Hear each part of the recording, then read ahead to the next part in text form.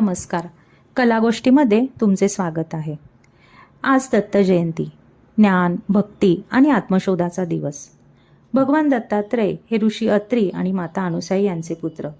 त्यांचा जन्म केवळ एखाद्या देवतेचा अवतार नसून ज्ञानाच्या मार्गाचा प्रकाश मानला जातो. दत्तात्रयांना त्रिमूर्तींचं स्वरूप मानलं जातं. ब्रह्मा सर्जन शक्ती, विष्णू पालन आणि समता आणि महादेव विरक्ती आणि परिवर्तन.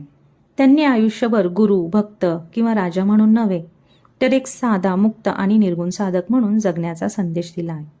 त्यांच्या जीवनातील सर्वात गहन शिकवण म्हणजे 24 गुरु. निसर्गातील प्रत्येक गोष्ट त्यांची शिक्षक झाली. वाऱ्याने त्यांना शिकवलं जीवन हलकं ठेवायचं.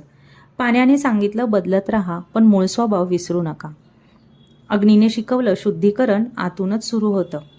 झाडांनी शिकवलं देणं हेच खऱ्या अस्तित्वाचं सौंदर्य. आणि पृथ्वीने सांगितलं सहन करा, पण स्थिर राहा.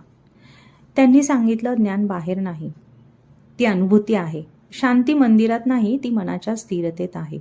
आणि ईश्वर दूर नाही, तो श्वासात, विचारात आहे आणि प्रत्येक संवेदनेत आहे. जशी ही रांगोळी रंगाने आकार घेत आहे, तशीच आज आपली श्रद्धा, संयम आणि अंतशांती ही आकार घेऊ दे. आज फक्त एक क्षण स्वतःकडे पाहण्यासाठी घ्या. मन शांत करा, कृतज्ञता अनुभवा. भगवान दत्तात्रय आपल्या जीवनात विवेक, करुणा आणि समत्व जागृत करो. श्री गुरुदेव दत्त.